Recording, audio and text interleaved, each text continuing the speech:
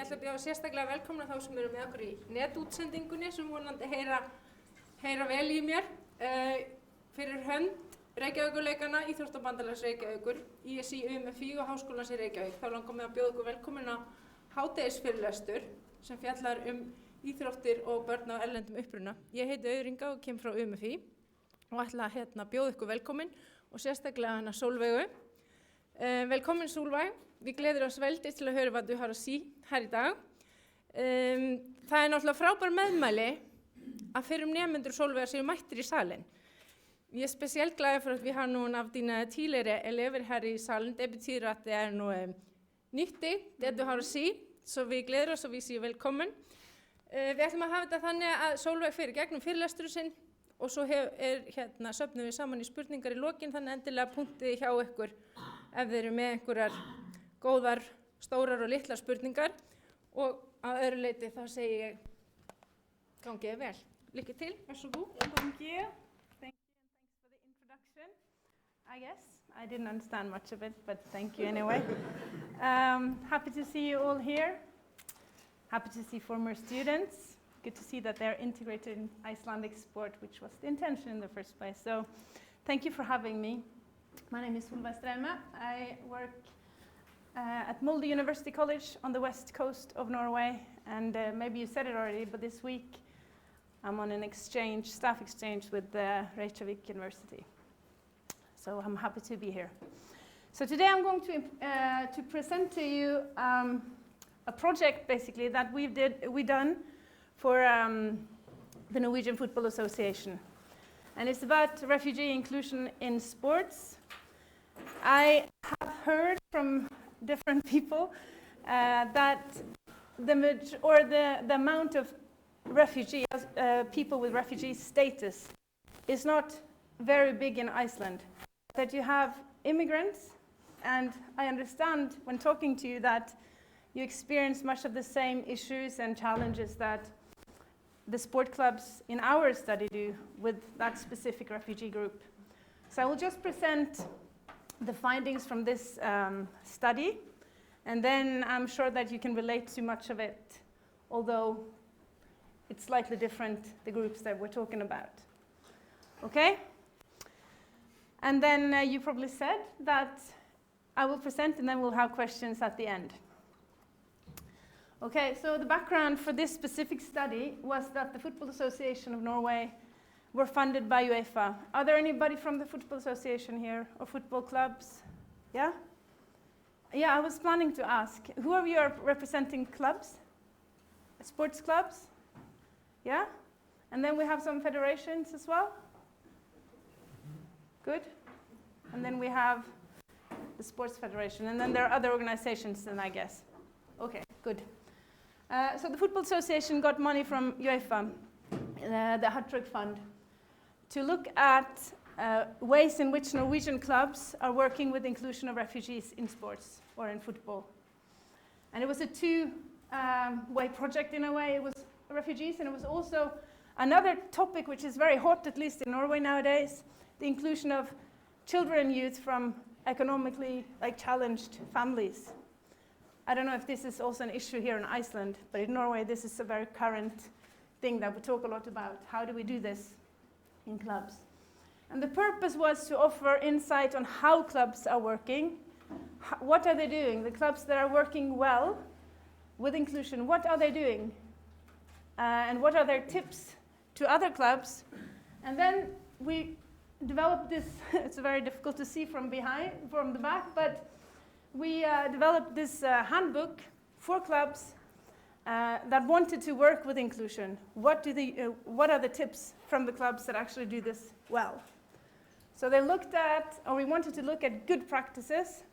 We don't call them best practices because there are probably no best, but we look at good practices. What are the tips? What can clubs do to work with inclusion? And talking to Ragnhildur, I know that in Iceland you've done many things, and the clubs have done many things, and the federations have done many things. But what I will present today are basically stories from the Norwegian clubs that work with inclusion. How do they do it? Just first, a little bit on who we talked to, we conducted interviews with clubs, representatives, stakeholders that the clubs were cooperating with, such as municipalities, in this case refugee reception centers, other community actors of some sort, schools, etc., etc.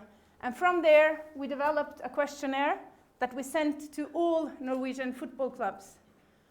And only 284 answered this questionnaire, which is low, because in Norwegian football, I think there are almost 2,000 clubs, 1,800 clubs.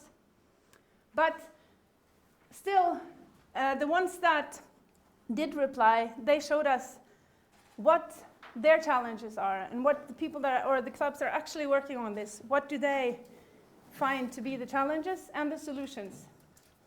So although it's not generalizable in a sense, we can't say that this goes for everyone, I would say that this is a testament from some that are working with inclusion. You see, we have many focus areas: barriers for inclusion, systems and strategies, funding, support, and cooperation. And today I will present mostly the two first, the strategies and the systems, and the barriers for inclusion. I'm not very well familiar with the Icelandic support system of sport, so I won't say so much about that. But of course, when we look at refugees as a group, and this is after the so-called refugee crisis, there were so many funds going from the government into these kind of areas. So this, and with that followed, of course, support and funding. But I won't say so much about this. We've been looking at this from an organizational perspective, and not an individual one. We haven't talked to refugees themselves. We've been talking to clubs, teachers, etc., etc. Okay? And of course, there is this general question that maybe some of you are thinking, why? Why should we, voluntary clubs, work with this kind of issues that is so big and maybe should be a governmental concern more than a club concern? And I will not talk about that today, but I know that this is a question also in the clubs. It's too big for us to handle this. We need assistance, etc., etc. But yeah, so that's the kind of introduction.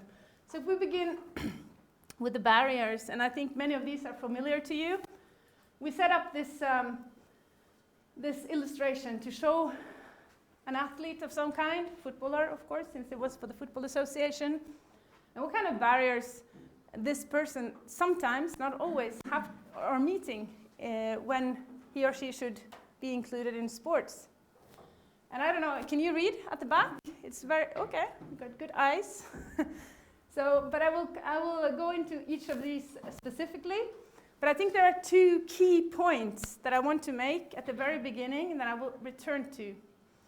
And the first thing is the first barrier, or the opportunity maybe. It's the importance of good, or not necessarily good, but it's the importance of club systems and strategies.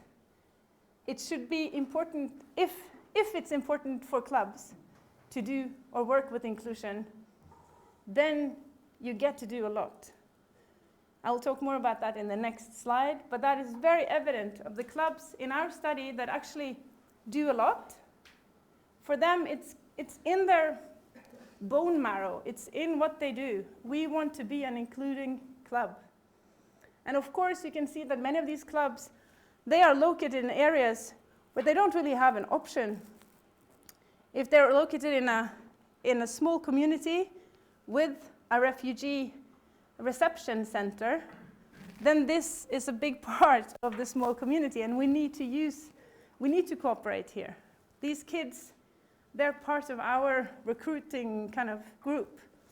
And it's the same in big cities. If they're located in places where there are a lot of immigrants, of course, it's more relevant in a way.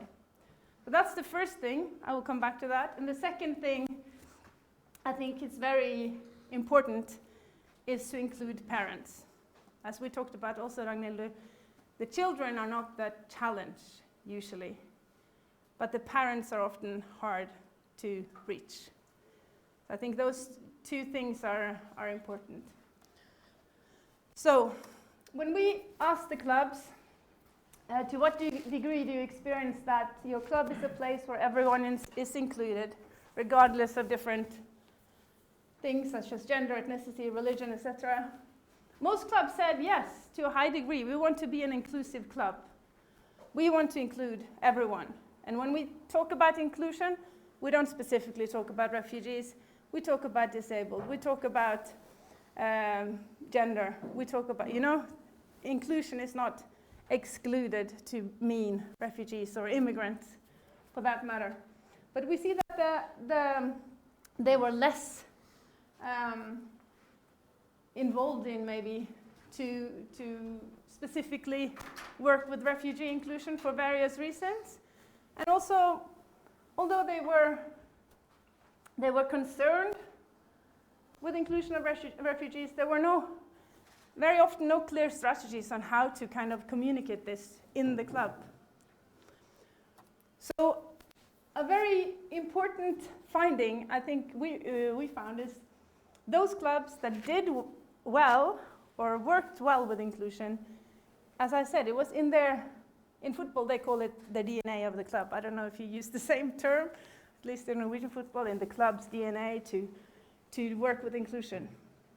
So if you want to be a club that works with inclusion, then it also needs to be adopted by the board. It's not just something that we say whenever we talk to somebody that can fund us. It is something that we do. And I think that is from the examples that we saw, it's not all clubs are doing this, but many are. They are thinking integration and inclusion in every aspect. When it comes to coaches training, when it comes to recruitment in school. I see you have made very nice leaflets, and this is also a very common thing to do in Norway. So in these types of efforts, we want inclusion, is what these clubs are actually very good at. So this is also very small fonts. Maybe I can send it to you at the end and you can give it out if somebody wants to have it. But those clubs, they have, for instance, a person responsible for inclusion in the club. They have a board. Everybody is mostly working as volunteers. It's not much paid in Norwegian sports. But they have one person who is responsible, who knows that there are funding opportunities, who has this contact with whatever school or municipality actors that can actually help with those kind of issues. It's often, if you don't have this club system, it's often individually based or champion based. As an example, if you have a person in the club who happens to be a teacher, for instance, and this teacher has 3 girls in her class that are from Eritrea or something. Okay, so I can easily go and recruit these girls because I'm going to practice anyway. And maybe I have a kid on the same team, and but when it's individual based, the minute or the day my girl finds out, oh, she want to quit, then I maybe remove my engagement. And these girls are maybe on their own in a way. So if it's on a system base instead of an individual base, it's easier to work in the long term. Does your club have fixed routines of informing members? Do you have things like this in the club? I think it's a good thing that the federations are working on developing this, because I know that it's hard for each and every club. It's expensive and hard to think about or to develop these things on their own. But it's a good idea to use these kind of things. If there is a new kid coming to your club, is there a system in place that can say, okay, so now we have Ali here, he's coming to your club. So who is responsible of ensuring that his parents know what's going on in this club, If you have individuals to do this, it's random. If you have a system, it's easier. But to make a system is hard. That's also what the clubs say. Are you members of your club encouraged and given the opportunity to partake in capacity building by attending courses? Maybe some of these parents have skills and they can be recruited as well into the clubs. Do we know this? Etc., etc. And also, the clubs that really do well, in Norway at least, they are cooperating with other clubs. It's not necessarily something you have to do on your own. Inclusion in sport is also teamwork. So we shouldn't make that a competition between clubs. But if we want to work with inclusion, to cooperate to make this happen. Communication, I know, is a very challenging thing for many. And as I said earlier, most of the communication challenges, it's not with the children, because they are enrolled in school very easy and they learn, or very fast, and they learn Icelandic, I guess, relatively easy. The communication challenge is often with the parents. And the parents don't necessarily understand the language or the system. And then sometimes we take it for granted that everybody understands the way we do things here. And then there might be a mismatch with what we expect and what is actually the reality. Our clubs reported that face-to-face communication is key. You can send an SMS or a message, but it should be very easy and direct. To use an interpreter is a good idea. If you have a lot of Polish, I'm pretty sure I heard a story yesterday of somebody who was trying to explain something to Polish parents, and they didn't speak Icelandic, they didn't speak English, and it was impossible. Then to use an interpreter, to have some people that you can actually pick on their brains in a way, to actually get that message across is really important. And could be a good assistant in terms of getting the message across. And I'm pretty sure you find people in Iceland that can speak both Icelandic and their local language. So those clubs in our study, they were working with, we say the norskopplæringen, maybe you understand that, yeah? Norskopplæringen. The Norwegian school for immigrants, basically. And they found someone there.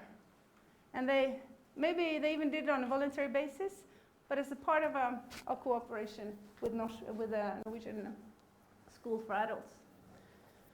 And then this last point, which is very specific, but I know, at least in Norway, most of sports activities are done via social media platforms.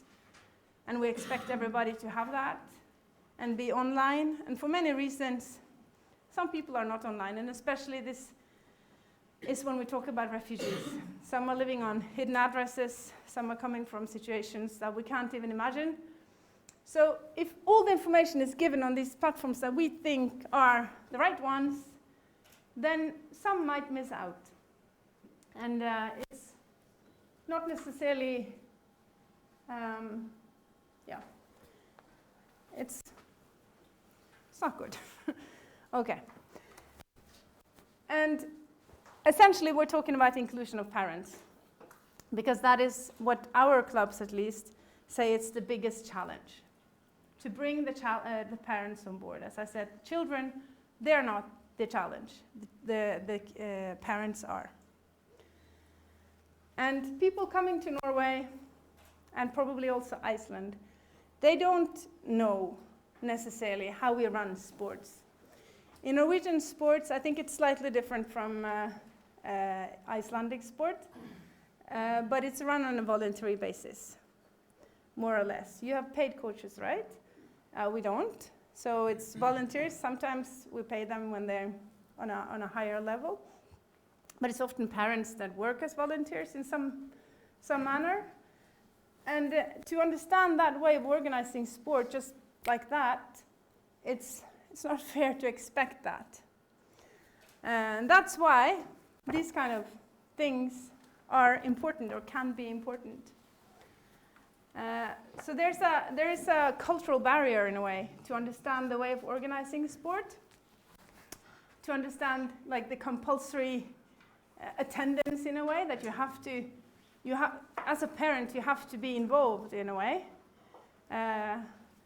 You have to bake the cake for the whatever lottery there is, and you have to come and you have to buy the tickets, and maybe you win your own cake. You know, those kind of logics that are not really logical. And it's quite expensive. So just to take that part seriously and work with inclusion of parents and to inform parents is very important. Because the parents are essentially the ones often choosing for their children whether their children should be involved in sport. So our clubs said that a good strategy was to arrange parents' meetings, face-to-face meetings, with an interpreter, as we said. This is how we do it in Icelandic sport. These are the benefits you have. I know that you're getting money from the municipalities to do sports. Every child? Yeah, more or less? Yeah, that's a big perk. It's great, but I'm pretty sure many doesn't know that because it doesn't necessarily make sense. In a way, it does make sense, but it doesn't. So to give out that information face to face as a club in your vicinity. Also to map out sport experience and competence within the parents. One club at our study said that it took a long while, but they had these conversations with the refugee reception center and then they just popped the question, does anybody have any sporting experience, maybe? And then all of a sudden there was this very high-level refugee who was a referee in the group. And that was a great way to recruit this person as well, to be involved into sports. And there was a PE teacher, and there are so many resources within this group. And I know that many of your immigrants are coming from, as far as I understood, from Eastern Europe. And I said to you, I think it's strange that it's hard to include this group because many countries in Eastern Europe have a very strong sporting culture, a lot stronger than many of ours. So it's just, so that's a bit of a strange thing. But there are probably so much competence in the group that you can utilize if you just get the parents on board.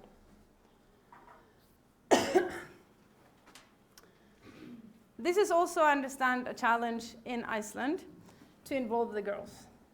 And in Norwegian sport, with the refugees especially, we see that there were several reasons why it's challenging to involve the girls, or the girls in general.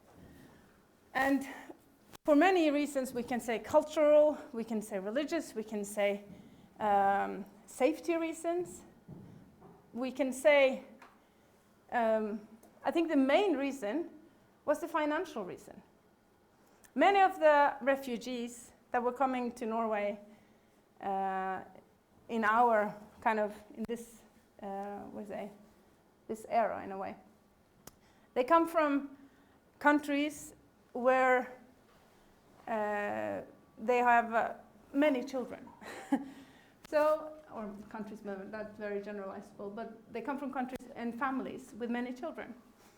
And they experience that if parents have to choose, it's expensive. If parents have to choose, they send the boys to sports. So, and that is one reason why it was hard to recruit the girls.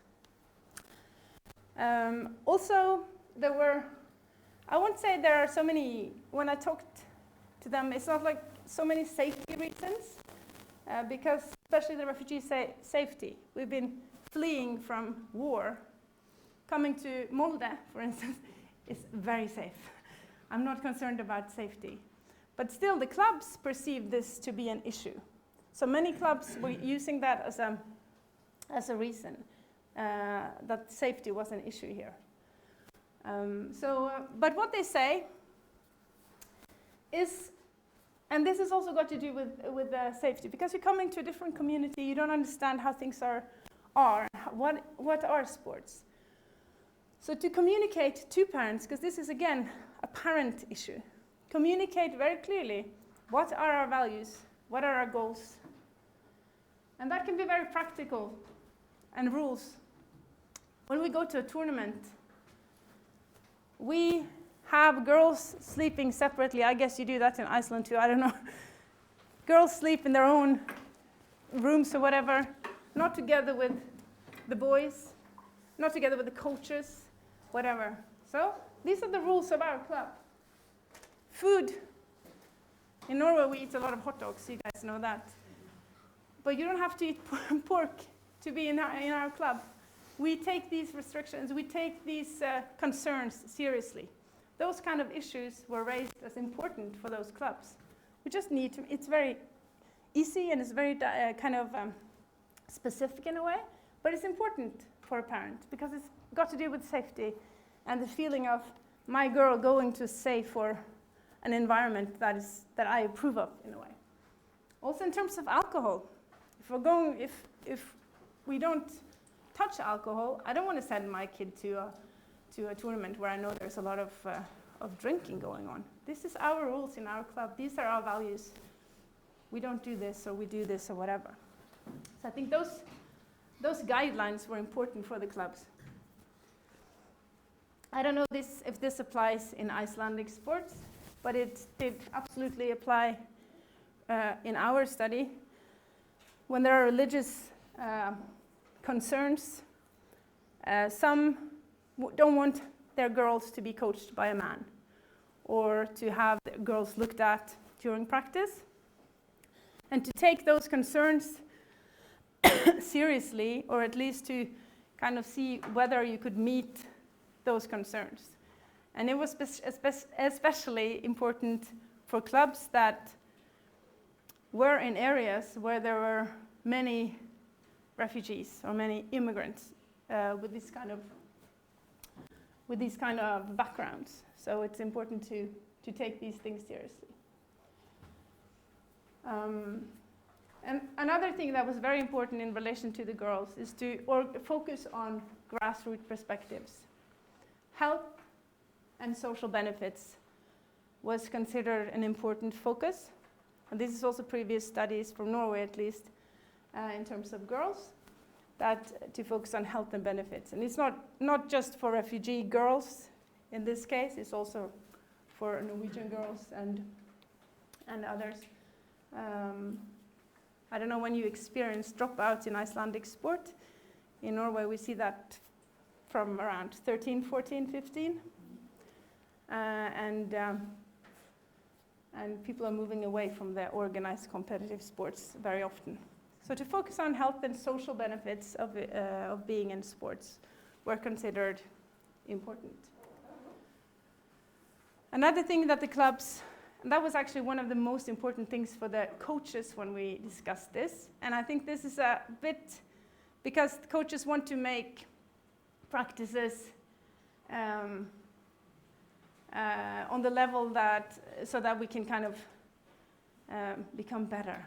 Or I don't know, you maybe have the same thing here. Although it's sport for all thinking, it's still a lot of talent scouting and all these kind of things. So they experience that people, especially refugees, I don't think this necessarily applies to you, but coming to Norwegian sports and they had never been in organized sport before. Maybe they have been playing football, maybe, but they haven't been in organized sports before, and they saw that this lack of experiences from organized sports were they found it hard to address or to have training sessions without excluding people. Excuse me. The club said that to have this also in your system, to address these issues, to add this to courses where you coaches, and offer extra activities, just to know that this is an issue and to try to integrate it into your system was for them important. But it was a difficult challenge for almost any club, and I don't know if you have the same experiences from your own sports or your own coaching. The last point I'm going to make is that when it comes to the financial barriers. And Norwegian sports, it's not like at Icelandic sports that you get money for each kid you send to practice. But for the refugee population, there are systems in place from the municipalities. So I think, I don't remember the exact amount, it's about 5,000 Norwegian, I don't know what that is in Icelandic money, but per child it's up to 18, you get a certain amount of money to do the activities, and then you get an additional amount of money for equipment. But many clubs don't know this. It's a well-hidden secret. And when financial issues or finances is a barrier for participation because it is expensive, and if you have very little per month to live on and you have a family of maybe 5 children, to prioritize sporting activities, if you don't know these kind of things, it's hard. And it's probably very often something that you don't do. So for the clubs to be aware of these kind of funding opportunities, to cooperate, and that's where the cooperation comes in. To cooperate, and this does not only apply, or the actual money that is given from the municipality applies to refugees, but to have financial challenges in sport, it does not only apply to immigrants or refugees. It's also an increasing issue for like ethnic Norwegian children. So, to have systems in place in the club where we can meet these challenges, it doesn't have to be a challenge, because what they say is the ones that are there, we can often spot the ones that can't pay, because if you can't pay, we know that there's something going on. Maybe it's very lazy parents, or maybe there's actually a problem of payment here. So it's easy to spot the ones that are there, but the problem is that we don't recruit. They never come into sport because financial barriers are an issue. So to kind of communicate that, I think is important also in these kind of leaflets. Maybe you do that? Communicate that to the parents. If you want your child to be involved in sport, it doesn't necessarily have to cost very much for you personally, but I've heard that sometimes it doesn't add up anyway. You have to, yeah. But still there's a good help to begin with. So the clubs that are, I have one good example of a club that have made a so-called inclusion fund with its own board. Everything is treated confidentially. So people can apply to this inclusion fund, which is supported by sponsors and a little bit by the club as well. And people can apply, either parents, coaches, to be assisted in financial matters. So I would say that essentially the financial barriers are very high, and there are many ways in which to solve them, but of course this is, then first people have to be involved in sports. Yeah, and this is also practical and it relates to the financial challenges in transport. In Norway this is a big issue. Going to games from Molde where I live, maybe you're 5 or 6, 7, you're going quite far to play a game. And if you don't have a car, you can't drive. I read a study that was from Oslo of a basketball club, and there was this father who was, I don't know, embarrassed. He felt that he should be part of this whole logic of voluntary sports. So every time his daughter was going to a game, he rented a car. And eventually she had to quit basketball because it was too expensive, you know? But there are ways in which also the clubs can organize this, set up a driving system, whatever, but to have it like on a structural level. And I think essentially that's my main point, and I think you've understood that already, that if you want to work with inclusion, at least from the clubs that we've studied in Norway, we see the ones that actually work well with inclusion, they have integrated this into their club systems. It's on a higher level than the individual parent that happens to have a girl in the same class as a refugee or somebody else. So it's on a club level, it's in the board, we talk about this, we communicate this to our coaches. Fanna knows that if there is somebody coming to his club or class and he's going to play, he knows who he can say or contact in the club. Say, okay, now I have this girl from Syria, and does anybody know how to reach her parents? So we know we have that communication in place. Okay, money is an issue. So do we have a way to kind of inform her parents that we will assist, we will help, there is money coming from the municipality, etc., etc. So that's the key point. And the second one is also to cooperate with the clubs. I understand there's not so many clubs here in Iceland. So there, and you probably all know each other. So there's a good way to connect, to communicate, and to work together to achieve this if it's important.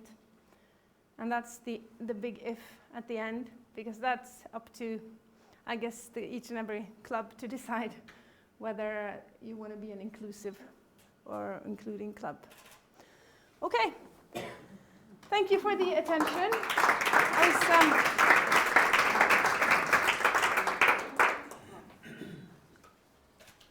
I think we have some moments, yeah, actually, we do, for questions.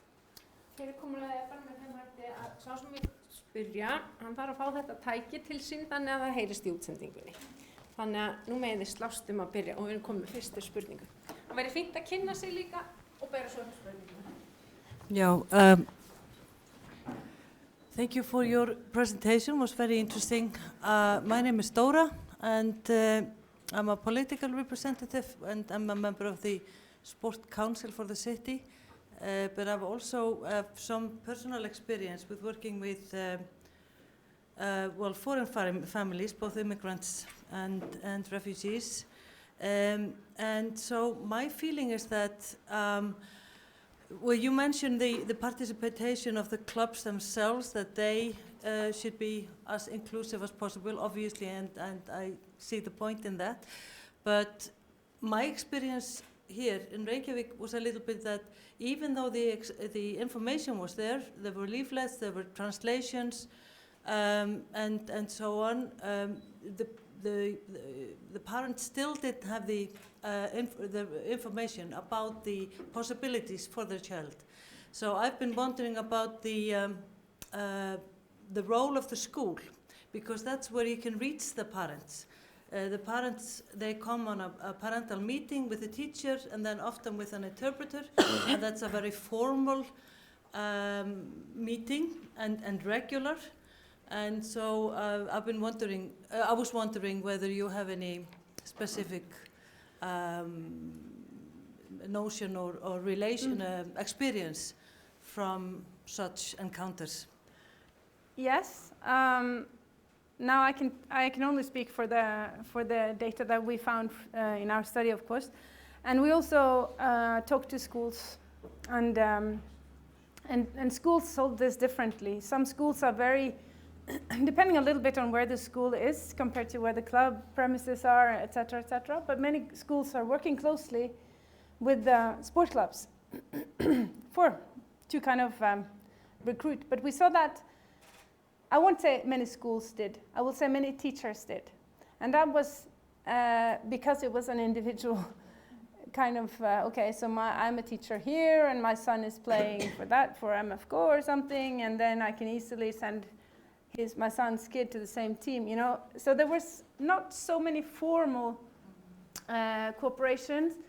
There were some where the schools were, in Norway we have something we call SFO. I don't know if you have it. Do you have it here? After school, like school parks or whatever. So there were some clubs that worked closely with SFO. Either they have their own kind of football after school, so they just go to school and grab all the kids that want to play football and go to somewhere else. Or they worked more closely with the schools because they were kind of community actors. So they were working closer with SFU after school.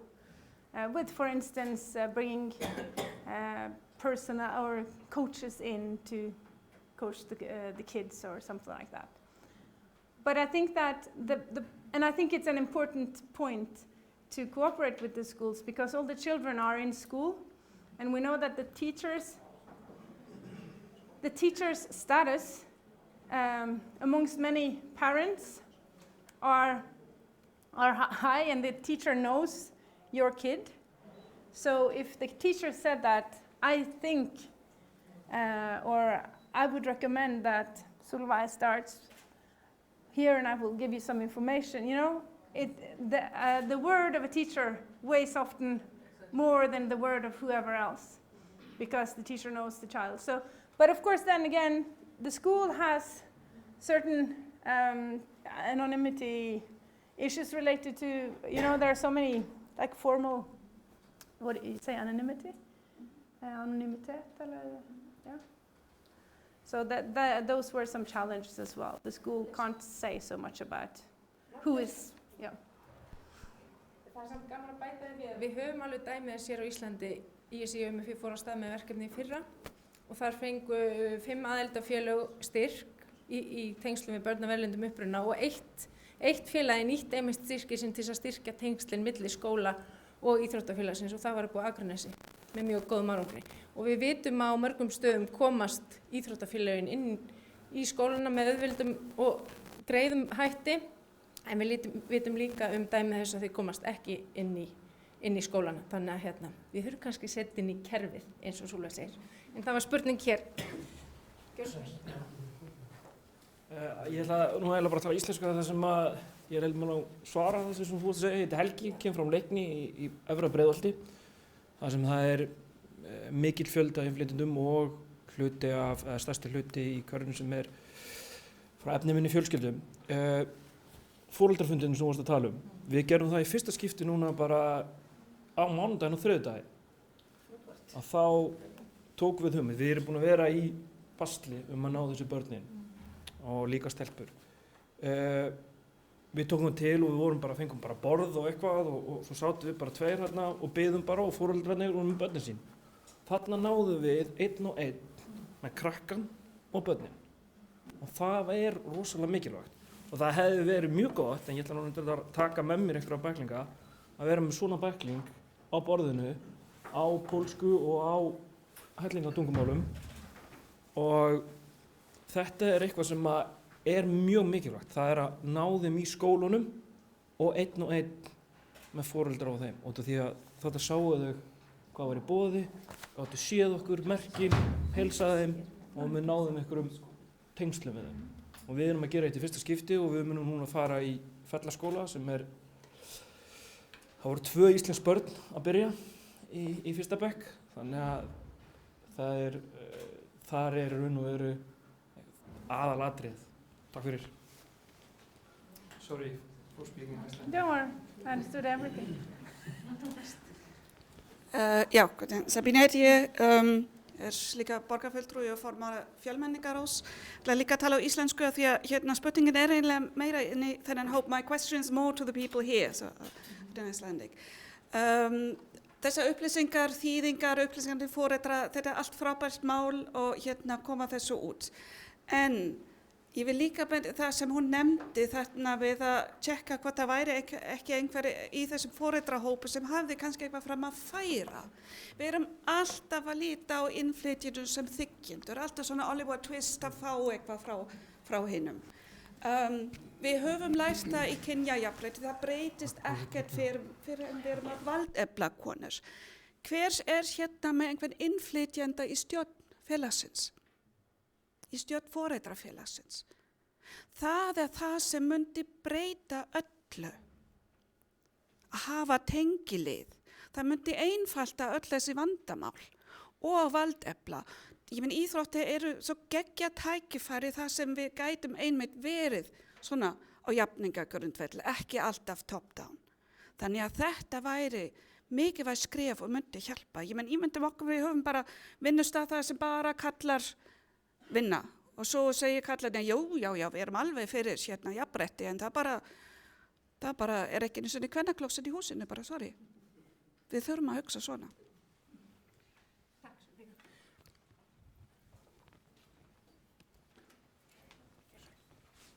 Takk. Oh, so strange. My name is Achola, and I'll speak in English because my question is more directed to her. And I want to say thank you for the presentation. I'm more concerned about, because you mentioned cultures and different, and refugees. I'm more concerned about bullying, how you've dealt with that, because this is something that I hear a lot from parents, and especially for parents who have children who are visibly, non-Icelanders or would be visibly none, or from different cultures. And even though you incorporate that, you assist them into checking whether they have money or not, but how the children feel, and if you have cases of bullying and how you have dealt with that in Norway, and if we can do something different here. Bullying. Yeah. And, as I said, unfortunately, we were speaking to the organizations, and we are well aware that these things happen, obviously, in Norwegian sport too. But we didn't speak with the parents or the kids or the refugees themselves, so we don't really, I don't know so much about it, to be honest. So, but, and the clubs, I don't know if they don't say it or they don't report it in this kind of connection, but that wasn't raised as a concern in our study. But we didn't ask about it either in the questionnaires or in the interviews. But it's definitely something that, the stories we've heard them also in Norwegian sport. So, but I can't say so much about it. But it would be interesting to look into it. So if that's a way to be, it's a barrier for the individual not to be involved in sport. Either one way or the other way, it's, yeah. Við hefum tíma eina síðustu spurningu ef að brennur á einhverjum. Anna-Líne? Yeah, hello. I'm coming from the Sport for Disabled. Actually, I was thinking the same as he was asking before.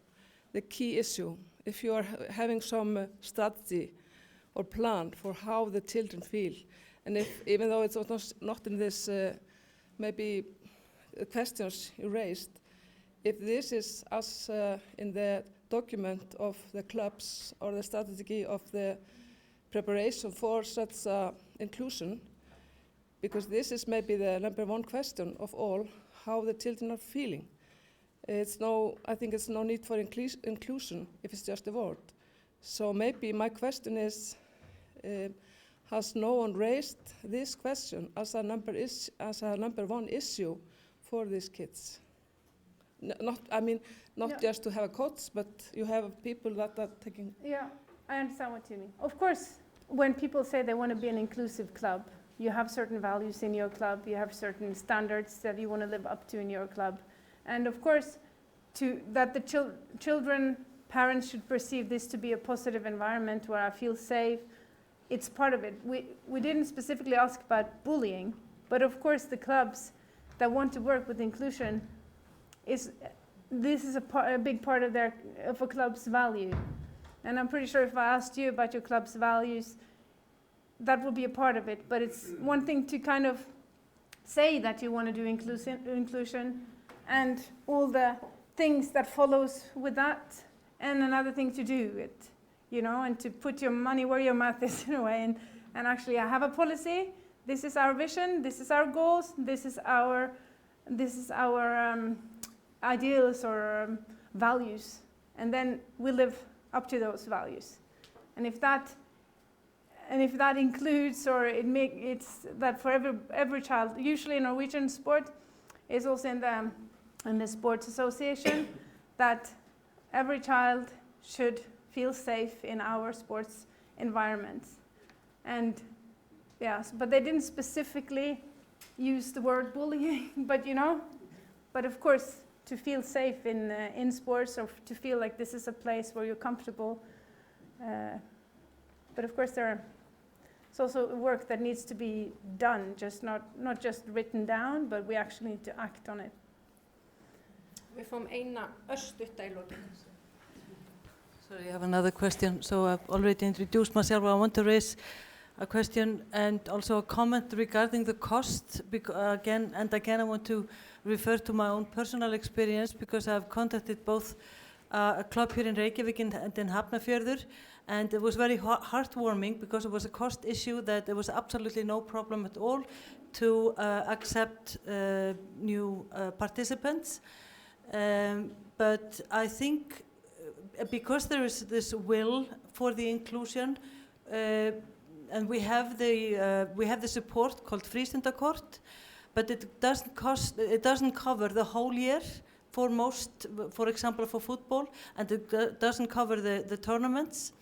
And so I think it's very important for the clubs to somehow formalize and have it visible, for example, on the website, that the clubs are open to inclusiveness in regards to the cost, so that no child shouldn't have to not play football or whatever sport there might be because of the cost, that you can always turn to the club and have it somehow and have it fixed. Not that somebody sends an email and things are sort of reddað, Do you have any support schemes, like in the Icelandic Sports Confederation, where you have, if Arnar's club, they're going to a tournament, and we have 3 children here that we know will have problems paying the fee, can they apply to the Sport Confederation, or? It's not here, but it's in many municipalities, I think. Yeah. Yeah, and individual funds. We Individual have individual funds within some clubs. We do have, yes. Yeah. I think we will end the session for now. Thank you all for joining. We know this is a relevant issue for Iceland because we have statistics, we have numbers from 2016, and we will see new numbers now in the fall. We know that children with foreign background are not participating as much as children with Icelandic background. They are actually half as likely to participate as those with Icelandic background. So we need to be on our toes, and we need to. We have started. We have those brochures. They are in 6 languages. They are also online, so please check them out, both in ESE website and UMFI website.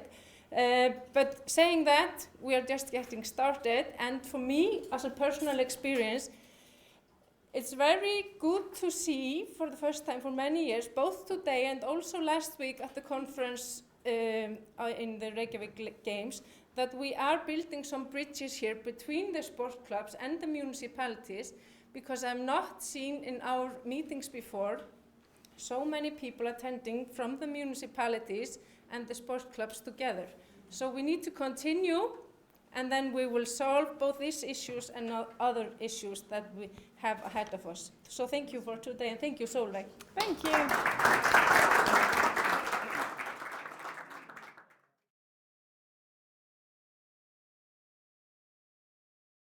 International Games.